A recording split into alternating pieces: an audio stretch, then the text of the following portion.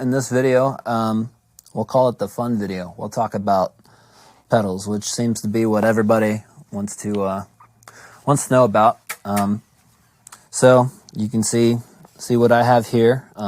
It might look like a lot, but it's kind of what I deem the essentials, and then maybe a few toys. So I'll try to explain it. There's kind of a lot of things going on, and a lot of things you'd want to know when you're setting up, a pedal board for yourself or something. I have this done by my good friend JM, who has a company called Clear Tone Effect Solutions. And he kind of wires all this up for me and lays it out, and it attaches it, makes sure it's solid, and it's not going to go anywhere when I kick on it or something. So if you can afford to have somebody who knows what they're doing go through it, I definitely recommend that. Even though I know how to do it myself, it's just kind of nice to have someone else do it. So, all right, let's just walk down the signal chain. It is a little bit torn apart in the beginning of things, simply because those airport guys we all know and love, man, they just like to tinker with things. So right now the first thing my guitar is seeing is the tuner, which is about what it would run into first anyway. This pedal here, which is called a ZVEX, super hard on, usually will split my signal, and one side will go to the tuner, and then the other side will kind of continue through the rest of the board. And that's just nice, just to have the tuner kind of out of the way. I can leave it always on, and I don't have to worry about anything going on with that. It stays there. It's on its own deal. Good to go. But for now, because those guys just decided to change up my board for me, we're going from the tuner into a fuzz pedal. So there's the clean tone. This particular fuzz pedal is kind of like a fuzz face. It's kind of this really, really thick, kind of crazy fuzz, and I'm kind of trying it out, and I really like the way this one sounds. I should also say too that fuzz pedals, not to be confused with overdrives or distortions.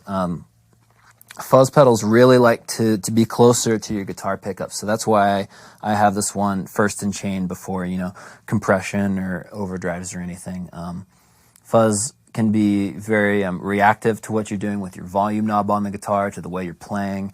So that's kind of why you want to have it first. So there's the clean tone. There's the fuzz tone. Pretty crazy, and you might ask, how would you ever use that in worship music? That's just crazy and over the top. And a couple of years I might have thought so too, but when you're doing some sort of like kind of cool sustaining octave line in a big song, it just kind of, it's just different than an overdrive. If you play something,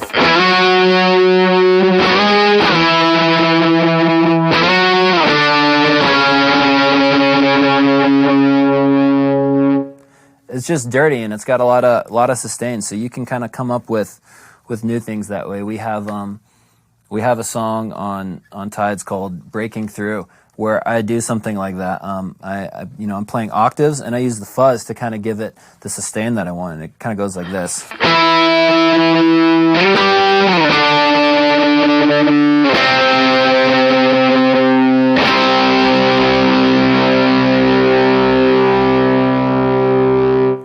That part happens in the bridge, and if I just stacked a bunch of overdrives, it has a tendency to kind of compress and not sustain the way I want it to. So a fuzz is a really cool option for me, just for a few things, coming up with, maybe some lines that don't necessarily fit the typical worship box, but can still be applied. So that's fuzz. It likes to go early in the chain. Next, I kind of go down the line and hit the compressor. And compression is super, super important for electric guitar, I think. there's a lot of guys that kind of like to be on the side of, you know, I don't like compression. It messes with the dynamic and the feel of my guitar, but I think compression done right, and compression understood is a huge improvement to your tone. And this particular one, I really, really recommend for electric guitar. This is a Walrus Audio Deep 6 compressor, and I'm sorry that I have two of the knobs taped up. They tend to get kicked with my foot when I'm, you know, using the volume guys. So they're taped. I think they're set pretty much straight up at noon. So if, you know, you have this pedal, or you can easily see what those controls are. You know, they're not technically doing anything special. I have the compression set really light. And as you can see, it's got this little knob right down here called the blend knob.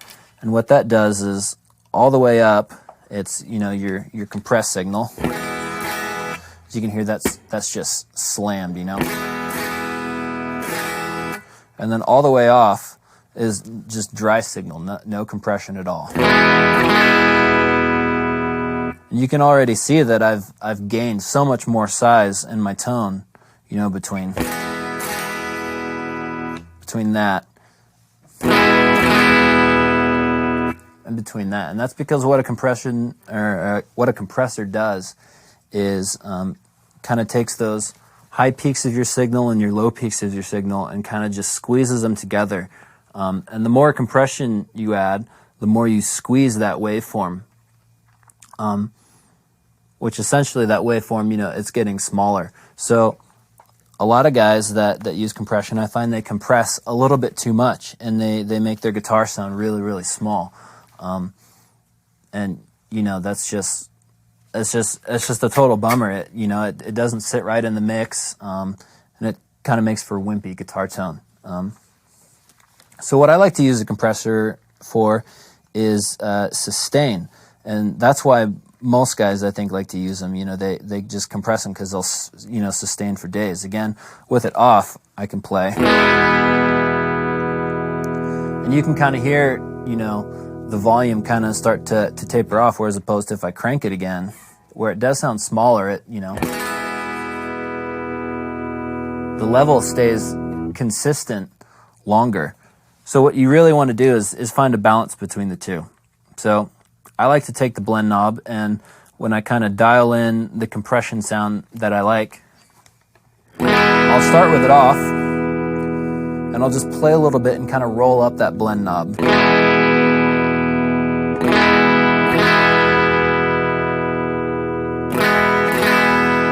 That might be a little too far. I tend to keep it pretty low,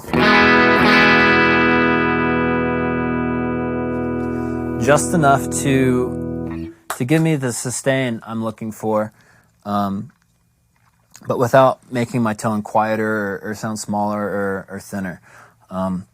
So even though I just turned it off, that's actually something that I keep on all the time while I'm playing, and is a little bit of my secret weapon. I feel like just because it just kind of creates the feel that I want all my gear to have. And I should also say it's a very natural sounding compressor. Some compressors get really finicky depending on what guitar you put through them. This one sounds good with every guitar I've thrown through it. So moving on from the compressor, we go to this big red box up here, and this is a POG, and essentially what it does is creates different octaves below or above the notes you're playing. So an example would be, you know, if I play a G note, and then I turn the POG on, you know, this setting is creating an octave below and an octave above the notes that I'm playing. So here it is, off again, and on. And this pedal's pretty cool for just kind of getting weird sounds or taking, you know, big leads and just making them pop a little bit more. You know, if I played a line that went something like this,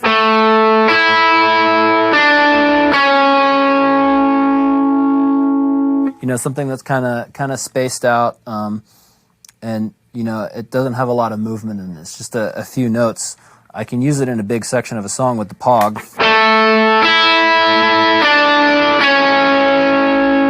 to give it a little lift. So I'll play that same riff just without the pog and then with it, so you can kind of hear what it does.